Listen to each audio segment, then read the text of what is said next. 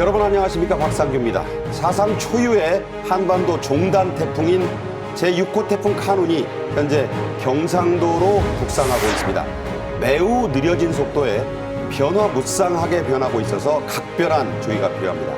태풍 특보로 자세히 전해드리겠습니다. 폐막을 이틀 앞두고 있는 세계 잼버리도 태풍 비상 속의 다양한 활동을 현재까지는 차질 없이 소화하고 있습니다. 삼성과 현대차, LG, 롯데 등 대기업들의 전폭적인 지원과 민간 차원의 적극적인 참여 소식도 집중적으로 살펴드리겠습니다.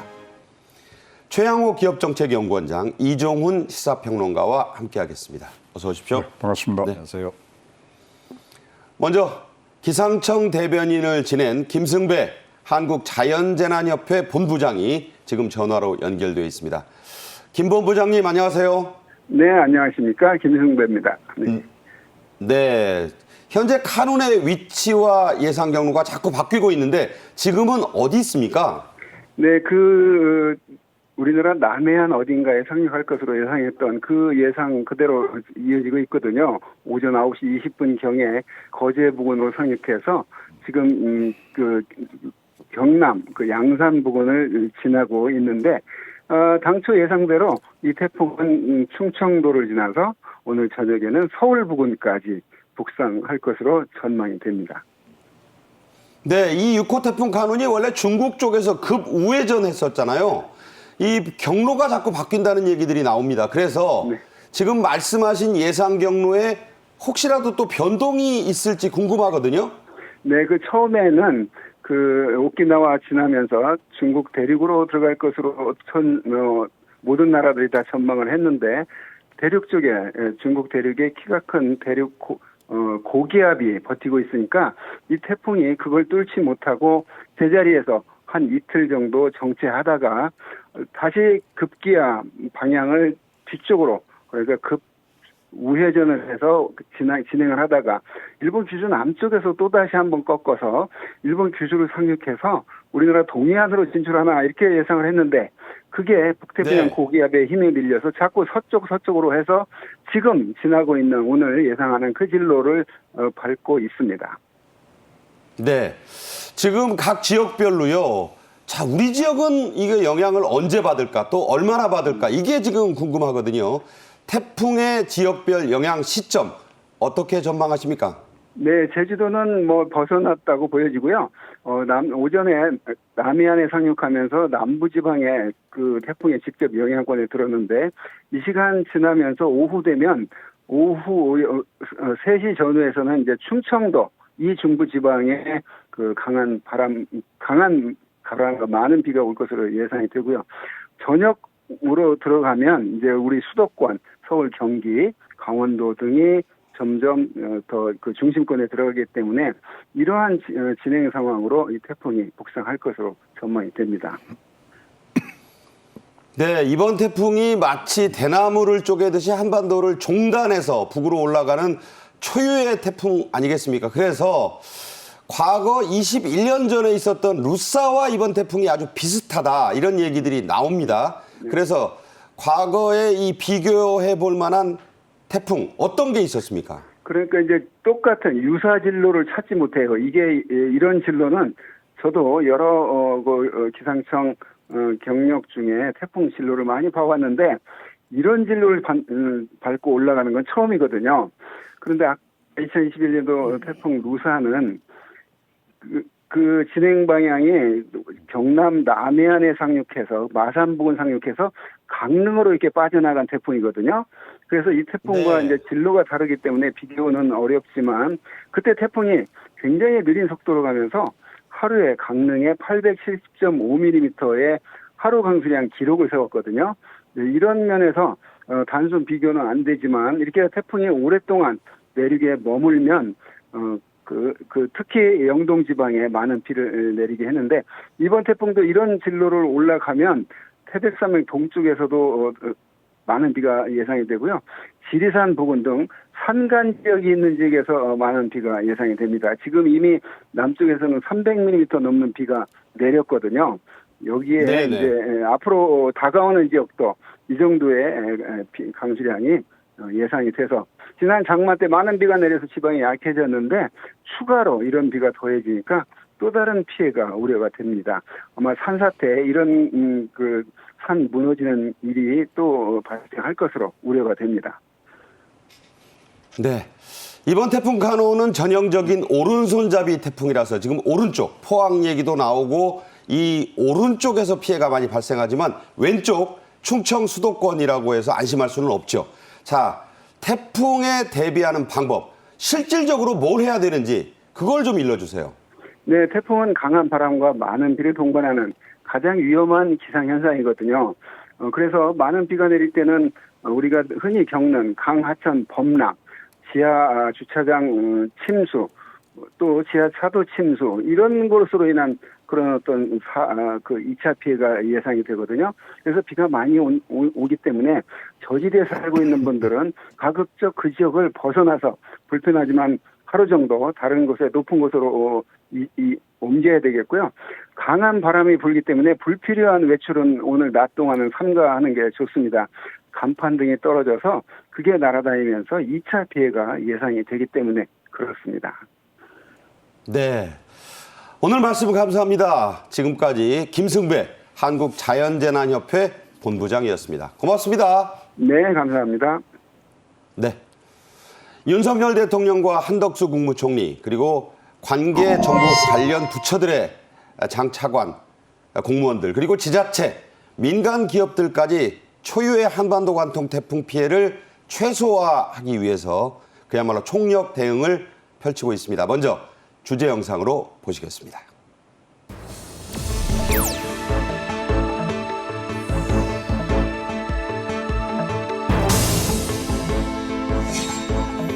어제 대통령이 비상상황 점검회의에서 강조한 것처럼 인명 피해를 최소화하는 것을 태풍 대응의 중심에 두고 국민 보호에 만전을 기하고 있습니다.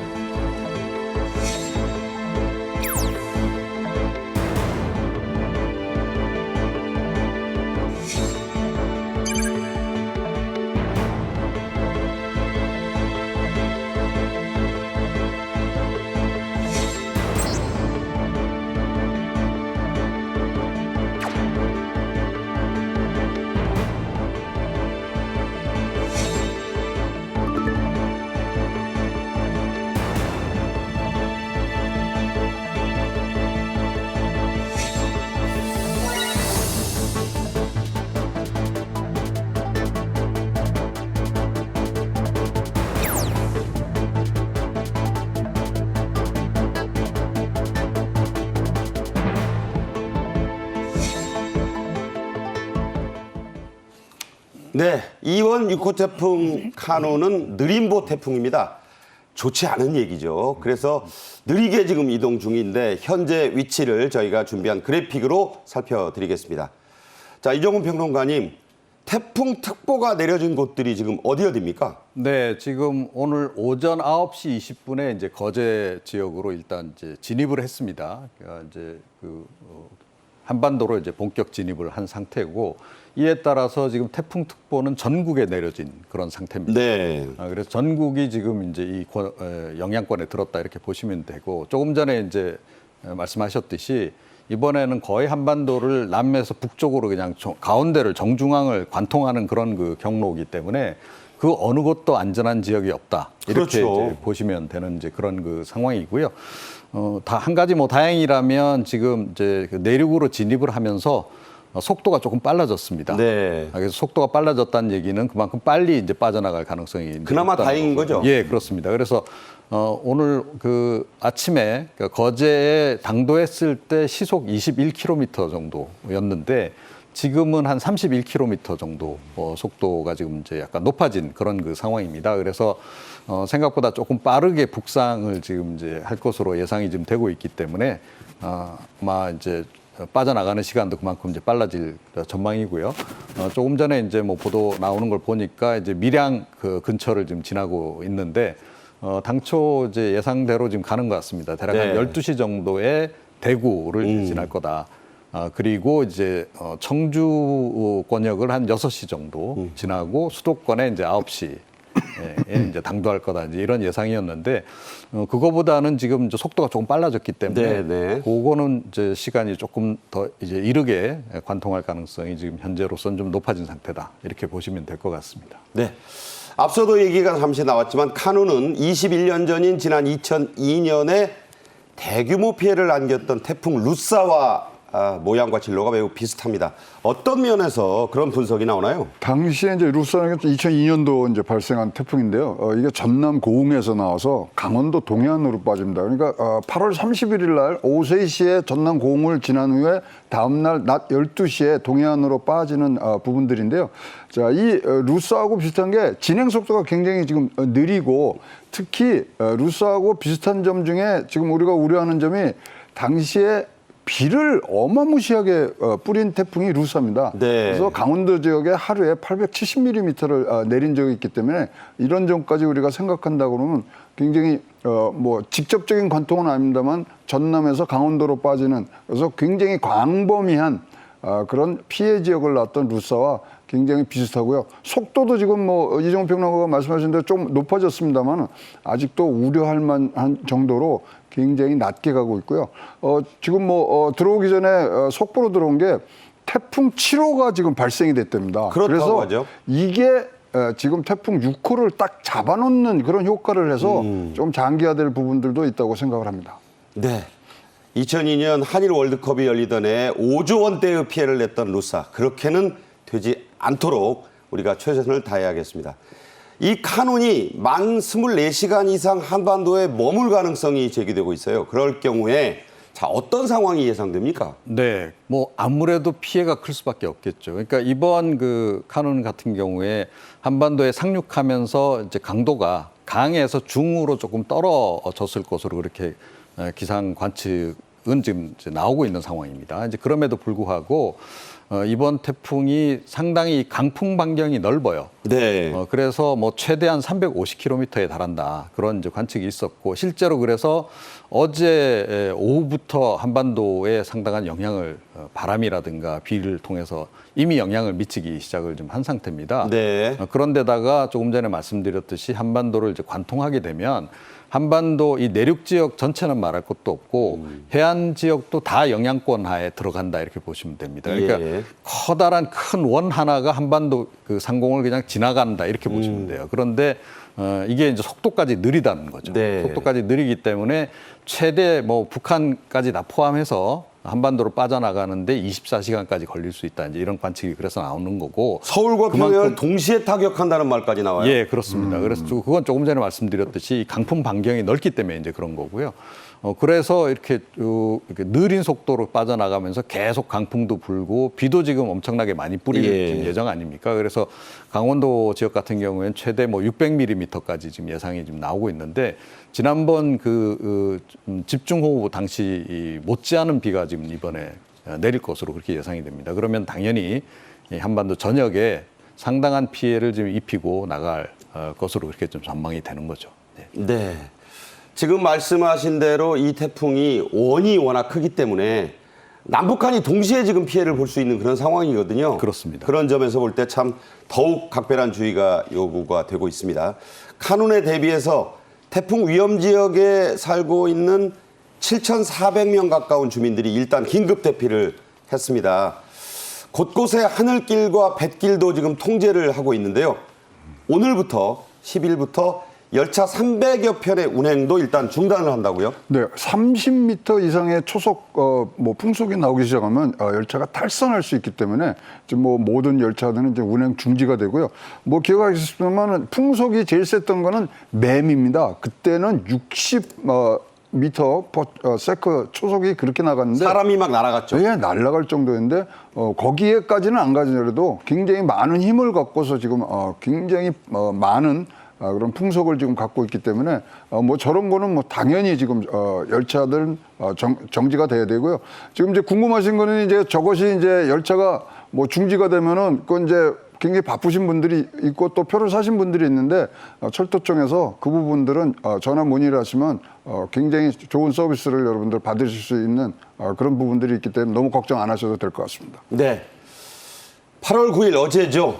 태풍 카눈이 도착하기도 전에 남해안 일대에서 각종 피해 신고가 잇따랐습니다. 어떤 피해들이 집계됐나요? 네, 뭐 낙석 피해도 있었고요. 지붕이 날아간 경우도 있고 좀 그렇습니다. 그리고 조금 전에 말씀드렸듯이 이제 이번 태풍 같은 경우에 워낙 이제 강풍 반경이 이제 넓다 보니까 네. 이미 바람이 이제 거세게 불면서 해안 지역 같은 경우에는 뭐 거의 해일에 준하는 그런 이제 풍랑이 지금 이제 밀어닥치는 그런 그 상황이 벌어지고 있습니다. 그래서 이미 이제 한반도에 당도하기 전부터 그렇게 영향을 이제 미치기 시작했던 거고, 그래서 어제 이제 오후 저녁 밤 사이에 상당한 피해가 뭐 남해안 주로 중심으로 해서 경남 남해안은 말할 것도 없고 심지어 호남권역까지 영향을 미치는 이제 그런 그 어떤 결과를 지금 낳은 그런 그 상황인데요. 그래서 더 우려가 커지는 거죠. 어떻게 보면 예고편을 그 정도 보여준 네. 셈인데 이제 본편이 시작이 이제 된다는 거죠. 그래서 이 본편에서는 훨씬 더 지금 강도가 높을 것으로 예상이 되기 때문에 뭐 심지어 지금 최대 풍속이 최대 초속 40m 정도 될 거다라고 지금 네네. 예상을 하고 있거든요. 그렇게 본다면 아마 그 비바람에 의한 피해가 상당히 클 것이다. 그렇게 지금 봐야 하는 상황입니다. 휴가를 하러 앞당겨서 잼버리를 챙기기 시작한 윤석열 대통령과 대통령실은 9일부터 24시간 비상근무에 들어가 있습니다. 직접 벙커에서 상황을 진두지휘하고 있는 윤석열 대통령의 지시사항들 직접 들어보시죠. 이번 태풍은 한반도 내륙을 관통할 것으로 예상돼서 많은 피해가 지금 우려되고 있습니다.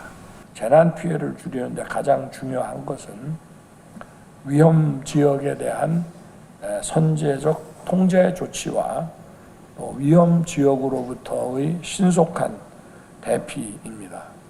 그리고 관계기관 간 신속한 상황 공유가 이루어질 수 있도록 해야 됩니다. 네, 들으신 대로 이 윤 대통령의 지시에 따라 정부는 무엇보다 인명 피해를 최소화하기 위해서 위험 지역들에 대한 선제적 통제 그리고 신속한 대피 이 두 가지에 중점을 두고 있죠. 그렇습니다. 이건 뭐 당연히 하셔야 되죠. 선제적 통제가 가장 좋은 방어책이기 때문에 이런 부분들을 지금 하시고, 그다음에 이런 전체적인 나라 전체가 있는 자연재해는 정보 공유가 굉장히 중요합니다. 그래서 그 부분들에 대한 대책을 세운다고 지금 보시면 되고요. 사실 작년이죠. 작년에 힘나는 했을 때는 대통령이 24시간 통제실에서 전체 컨트롤 타워를 하시면서 밤샘을 하면서까지 했거든요. 그런 모습이 이제 다시 재현이 될 수는 있습니다만은 어쨌거나 피해가 뭐 발생했을 경우에는 이것을 최소화할 수 있는 부분들로 지금 공유 체제, 특히 정보 공유 체제는 더 강화돼야 된다고 생각을 하고 있습니다. 네.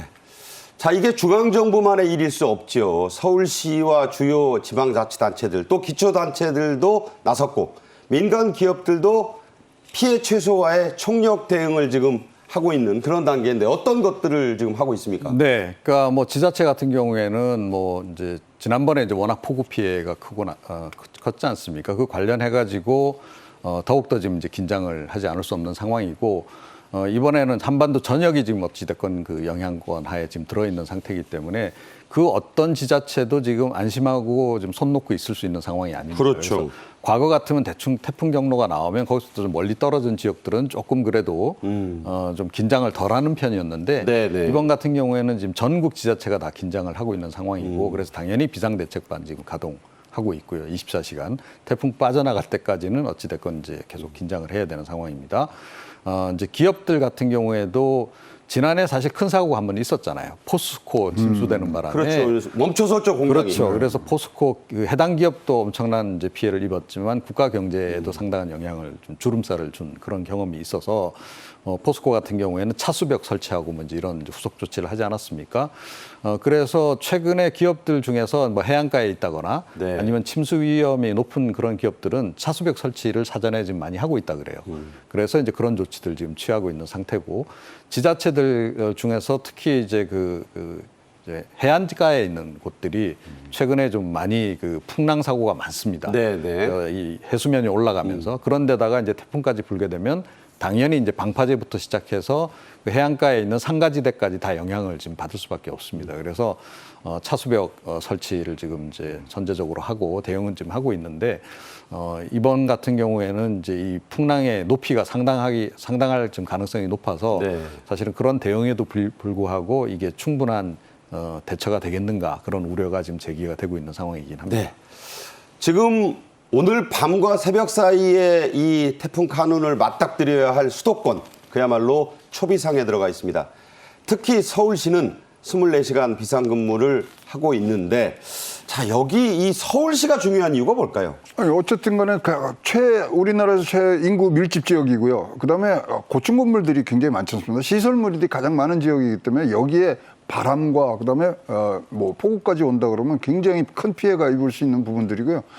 특히 이제 뭐 최근에 많은 우리 뭐 서울 지역에서의 어떤 불편 사항을 보면 뭐 하수구가 안 된 등등 이거는 선제적으로 풀 수 있는 부분들이기 때문에 지금 서울시의 지자체 단체장들과 구청장들이 지금 아주 심혈을 기울여서 선제적 방어에 지금 나서고 있는 부분들이 눈에 띄게 보이고 있습니다. 네.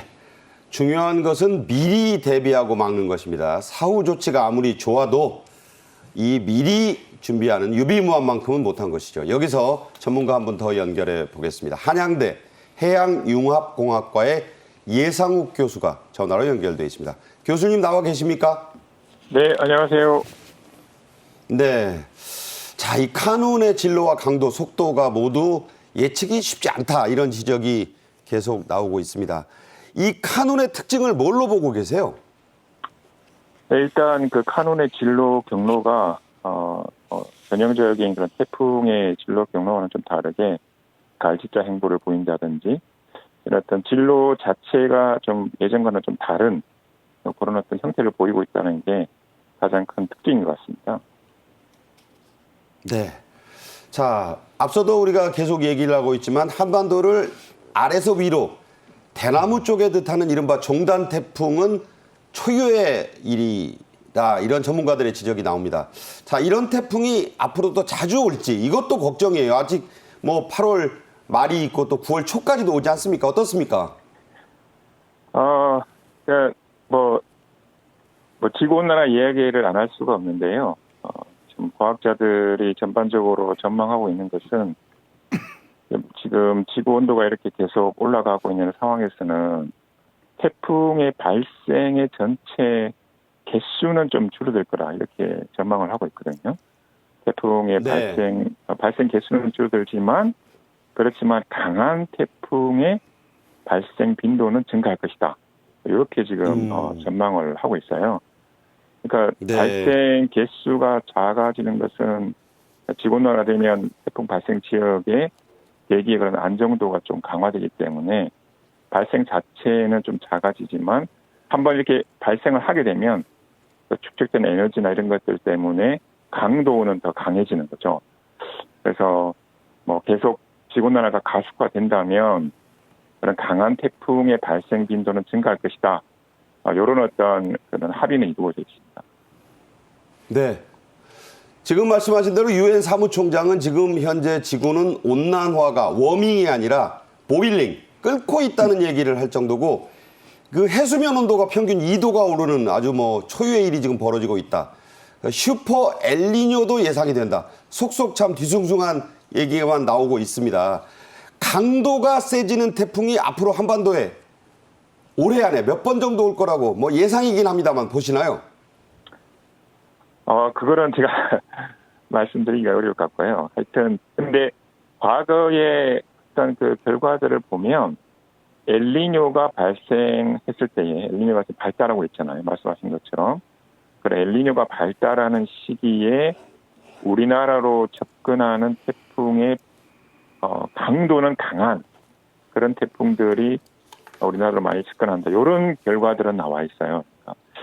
엘니뇨와 우리나라 쪽으로 접근하는 태풍의 접근하는 개수와는 큰 어떤 상관성이 없는데 한번 발생해서 우리나라로 접근하는 태풍의 강도는 엘니뇨가 발달하는 시기 그때는 좀 강하다.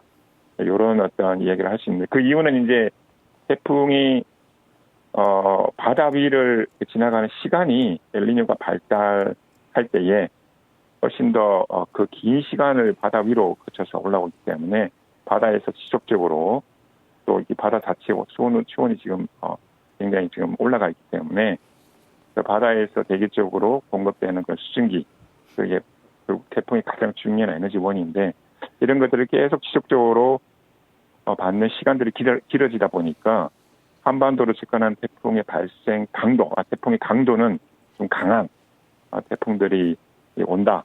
이렇게 지금 알려져 있는데 그 개수 자체는 큰 엘니뇨는 큰 상관성이 없다. 이렇게 지금 알고 있습니다. 네.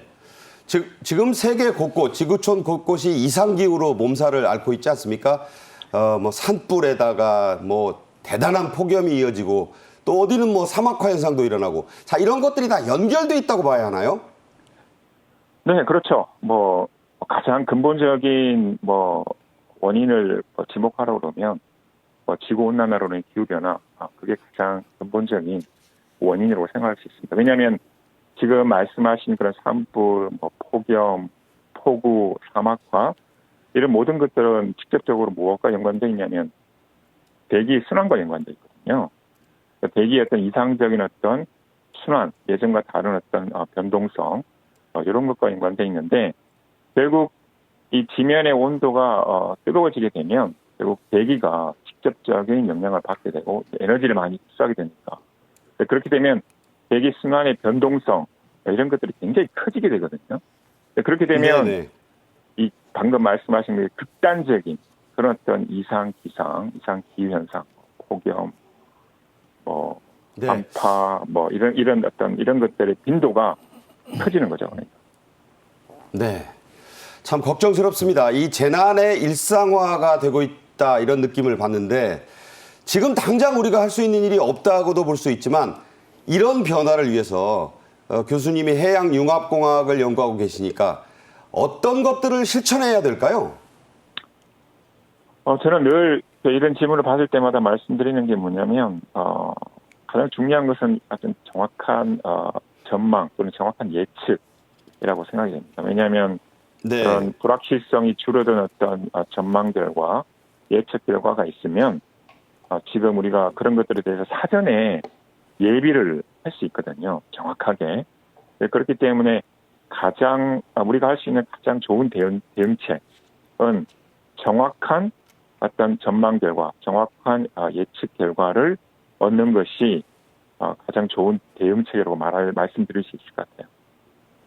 네. 정확한 예측, 정확한 정보, 당국이 명심해서 들어야 될 얘기가 아닌가 싶습니다. 오늘 말씀 잘 들었습니다. 지금까지 예상욱 한양대 해양융합공학과 교수였습니다. 고맙습니다, 교수님. 네, 감사합니다. 네.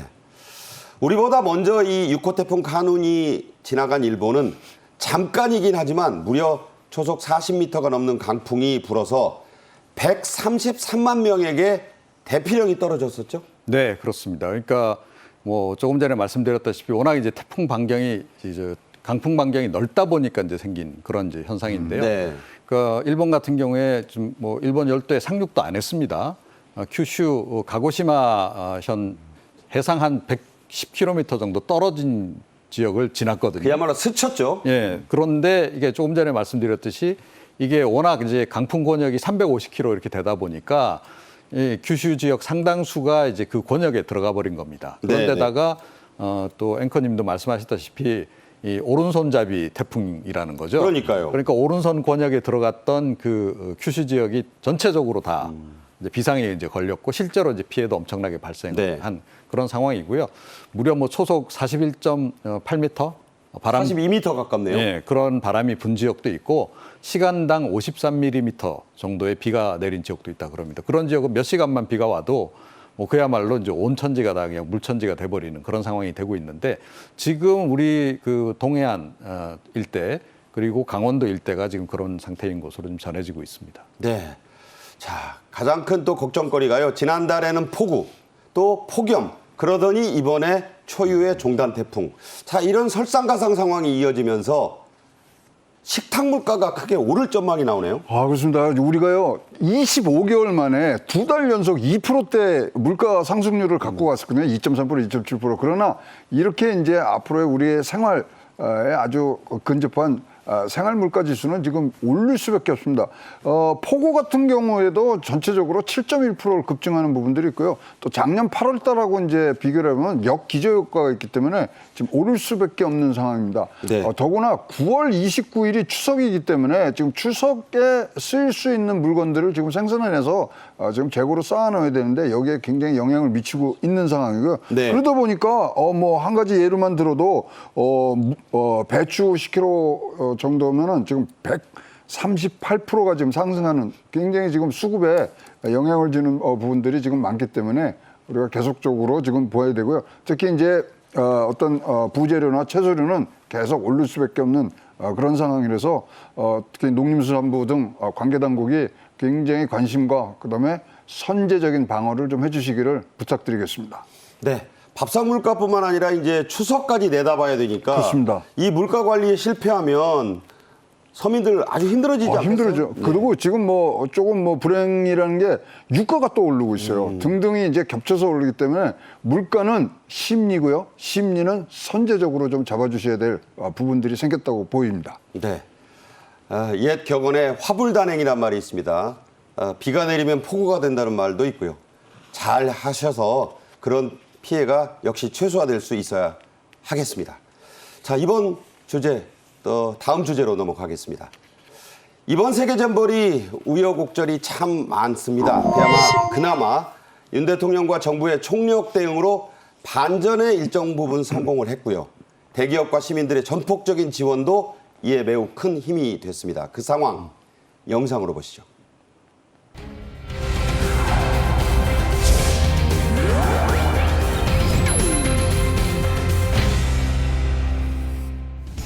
정부의 노력에 호응해 주신 기업과 국민 여러분들께 다시 한번 깊은 감사를 드립니다.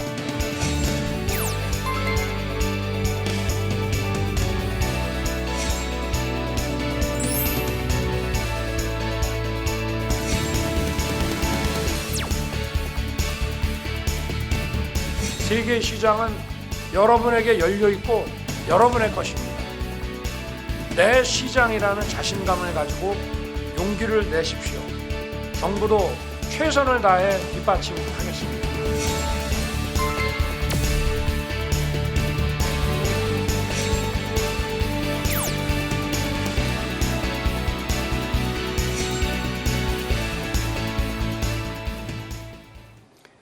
내로라 하는 국내 대기업들이 잼버리 대원들을 위해 전폭적인 지원을 했죠. 폭염으로 더웠던 날씨부터 기업들은 잼버리 대원들을 아주 적극 지원했었는데 그때는 뭘 했습니까?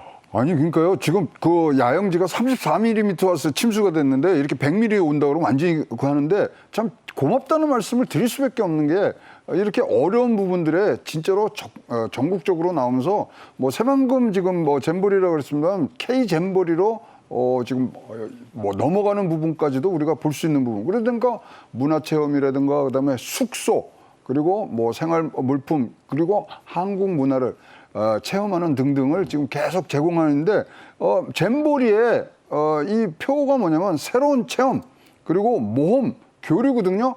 그렇다면 문화라는 것 자체가 자연과 우리의 하나의 나라의 국력이 합쳐져서 만든 그러한 것이기 때문에 이런 체험을 하면서 굉장히 뭐 유종임이라 그러면 굉장히 뭐 어불성설인 것 같습니다만 하여튼 많은 그런 우여곡절을 겪은 끝에 좋은 그런 엔딩을 갖고 올 수 있다는 기대감이 좀 더 많아졌다고 보여집니다. 네, 5G 와이파이도 지원하고 그야말로 한국 대기업들의 면모를 유감없이 보이고 있는 그런 상황입니다. 대기업들의 지원은 태풍 카눈으로 잼버리 캠프가 조기 철수를 하면서 더욱 적극적으로 돌아섰는데요. 가장 큰 문제인 숙박 문제, 이 대란이 날 거라는 예상을 뒤엎을 수 있었던 것이 또 대기업 덕분이기도 해요. 예, 그렇습니다. 사실은 만약에 이 기업들이 이번에 나서지 않았으면 정부가 이 숙박 식사를 확보하는데 굉장히 어려움을 겪었을 겁니다. 그러니까 뭐 호텔들도 비우고 뭐 이런 식이 돼야 할 텐데 호텔들은 또 자기네들 영업을 또 하고 있는 상태에서 대규모로 이렇게 방을 비운다든지 하는 게 이제 쉽지 않았을 것이다는 거죠. 그런데 이제 수도권으로 어찌됐건 이제 태풍 관련해서 판단을 내려서 이제 수도권으로 이제 이동을 하기로 한 이후에 이제 숙박 시설을 이제 확보하는 과정에서 역시 이제 기업들이 역할이 이번에 이제 굉장히 컸던 건데요. 다행히 우리 기업들이 이 수도권역에 중부권까지 포함해서 상당히 많은 연수 시설들을 가지고 있습니다. 네. 그래서 그게 이번에 상당한 위력을 지금 발휘를 하고 있는 이제 그런 그 상황이 된 거고요. 사실 비용 문제도 지금 따져봐야 됩니다. 비용 관련해서도 만약에 이게 전부 정부 부담으로 뭐 호텔이라든가 이런 쪽으로 숙박시설을 잡았다라고 한다면 네네. 아마 비용이 엄청나게 많이 발생했을 겁니다. 네. 그런데 기업들이 결국은 그 많은 부분들을 이제 일종의 이제 그 기부 형태로 해서 해결을 해줌으로 해서 예산 부담도 지금 상당히 덜은 상태고 또 관리 부담도 상당히 덜었다 이렇게 봐야 됩니다. 그러니까 일반 민간 호텔에 이제 투숙을 할 경우에 네네. 그 전후방해서 여러 가지 이제 관리를 해야 되는 것까지 호텔이 책임지지는 않는다는 거죠. 그런데 연수 시설 같은 경우는 다르거든요. 숙식 부분 다 해결해 주는 것은 물론이고 네. 이제 그 안에 이제 뭐 그 여러 시설 관리들 또 이 학생들 생활 관련한 그런 관리까지도 해본 경험들이 있기 때문에 그래서 기업 연수원들이 이번에 굉장히 맹활약을 지금 하고 있는 그런 그 상황입니다. 네. 현대차 얘기를 좀 하겠습니다. 6개국의 잼버리 대표단들에게 숙소를 제공을 했는데요. 대원 수만여 명이 여기에서 혜택을 보고 특히 현대차의 인재개발원 4곳이 무료로 제공이 돼서 이게 국내 기업 중에 가장 많이 지원했다고요? 네, 그래서 마구 캠퍼스라든가 기아 비전스퀘어라든가 이런 4군데를 풀면서 지금 뭐 많은 잼버리에 뭐 참여했던 부분들을 지금 뭐 수용을 하고 있고요. 여기 이제 수용하는 것뿐만 아니라 K컬처 그다음에 또 전문 강사들을 모셔와서 K-댄스를 지금 뭐 이렇게 연수를 시켜주는 등 우리 문화를 알리는데 굉장히 지금 노력을 해서 사실 이런 것들이 굉장히 좋은 파워컵 효과로 지금 나갈 수밖에 없는 그런 지금 기초를 닦고 있다는 그런 점에서는 굉장히 뭐 감사하다는 말 재차 지금 뭐 설명을 드리겠습니다. 네.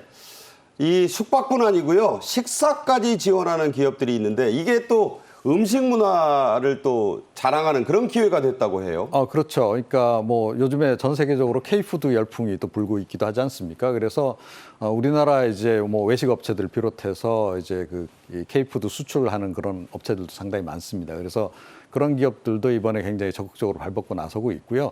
그러니까 역시 이제 위기를 기회로 만드는 역량이 확실히 기업이 좀 뛰어나다 이런 판단을 좀 하게 됩니다. 이번에도 좀 보게 되면.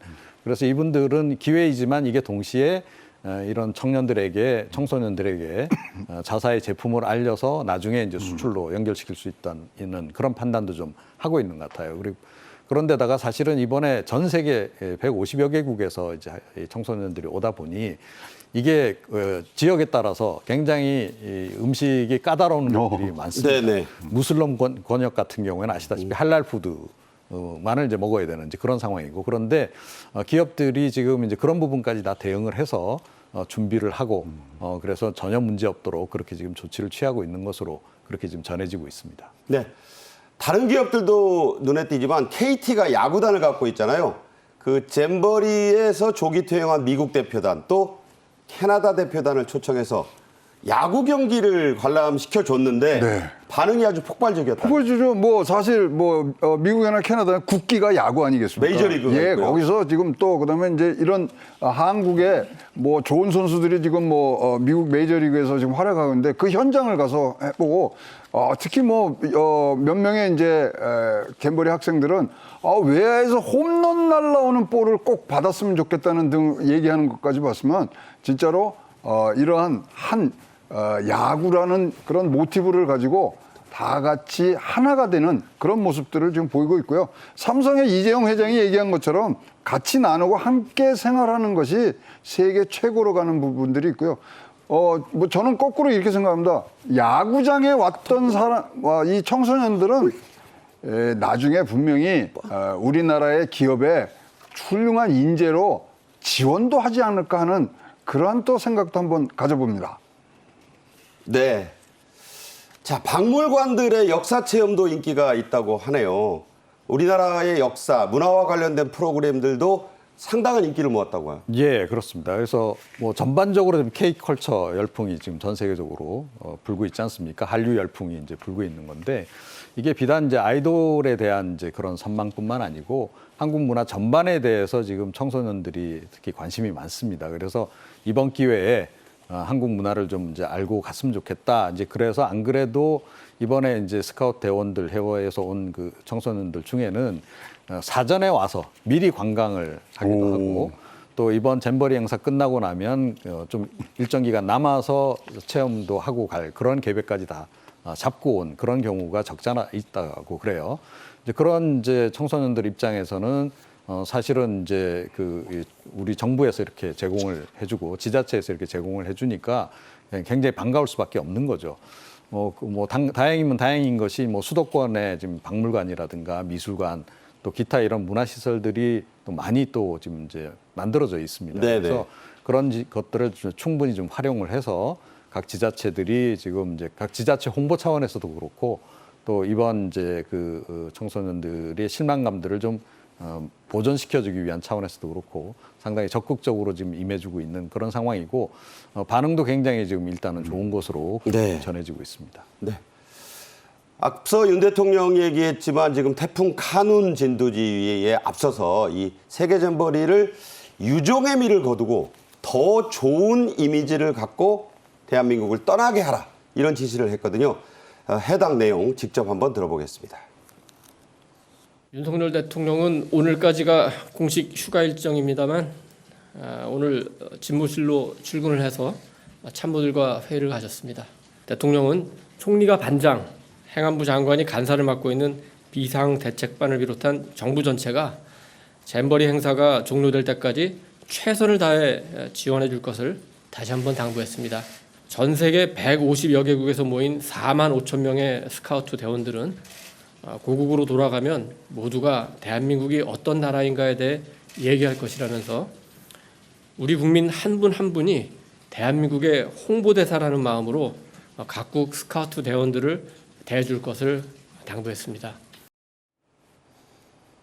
네, 과연 유종의 미를 거두도록 최선을 다해야 되는데 이제 이틀 정도 남았습니다. 태풍의 와중이라 더 신중하게 행사를 철저히 치러내야 할 텐데요.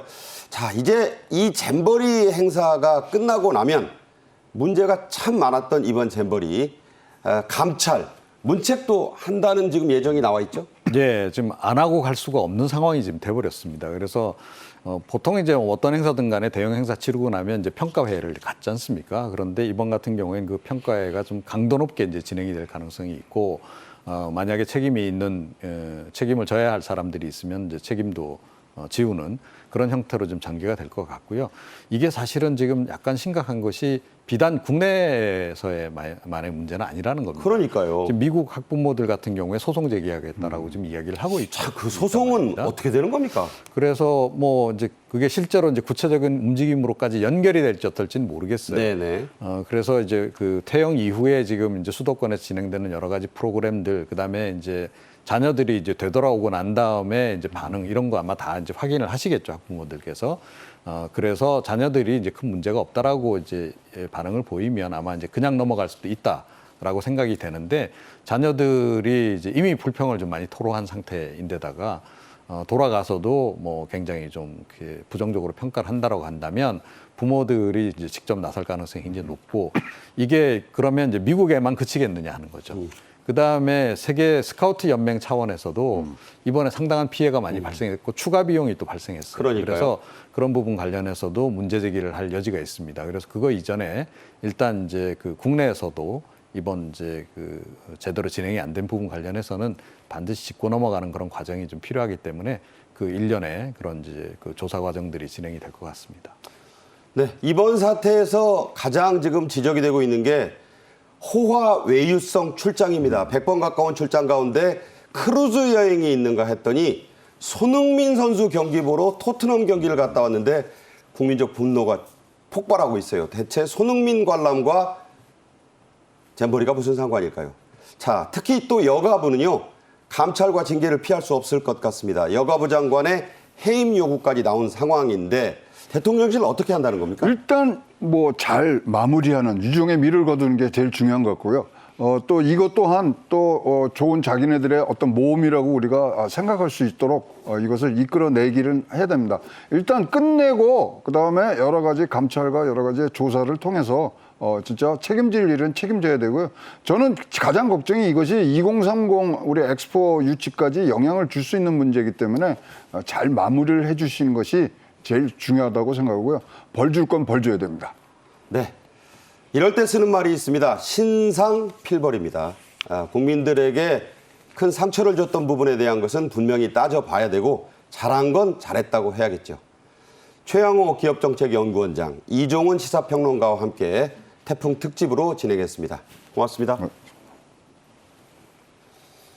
현재 저희 유튜브에서는 정책엔 이슈 퀴즈 이벤트가 진행되고 있는데요. 혹시 많은 관심 또 참여, 성원 좀 부탁드리겠습니다. 오늘도 시청해주신 여러분 감사합니다.